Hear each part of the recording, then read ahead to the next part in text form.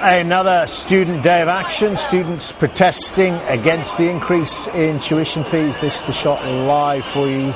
Central London, Whitehall there. Huge numbers of students gathering there, and the thinnish yellow line there of police officers looking after it all. Well, let's get the view from the ground. In the thick of it for us is Tom Parmenter. And Tom, I'm raising the voice because, as I know, noisy and boisterous.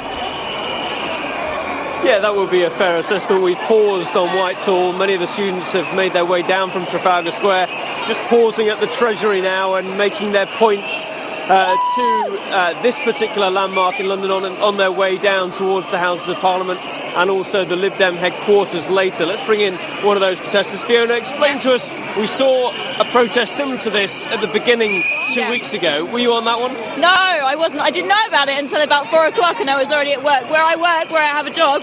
Thank you. So you have a job, you're also a student? No, I'm not actually. So why then come and join this? Because I'm one of the people who actually cares and votes because I actually care about the issues rather than just voting. It actually benefits me personally, which is what I can only imagine is how most people voted last May. It has been very good-natured so far, very boisterous, but no repeat of any of the violence that we saw so far. Do you think that if we did see that again, it would undermine the message that these students are trying to get across? It depends what you mean by violence, because last time, yes, the headquarters were broke into, which I think is a perfectly legitimate way to protest. Breaking into somewhere, that is fine. I think hurting people, hitting people, throwing the fire extinguisher, it was fire extinguisher off the roof, that's disgusting. There's no need for that at all. But yes, going into the property, absolutely. I mean, they don't listen to us. There's been people all over England have done protests, peaceful protests. They don't get listened to.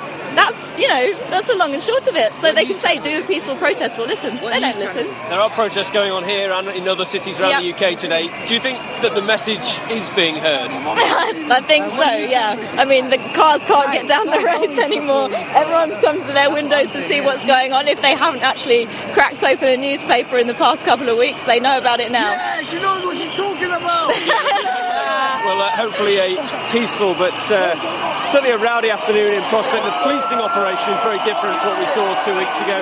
The Metropolitan Police then did admit that they were understaffed and did not have the numbers to cope with this kind of protest that did turn violent. But today, very different indeed. On Whitehall, along the side roads, many police officers just waiting and watching and trying to make sure it does stay. Well, Tom, well done there, acquiring a lot of new friends there, because he's got a camera and he's got a microphone which allows those students to get their message across. So we'll find out in a moment or two what the weather's like for those protesters.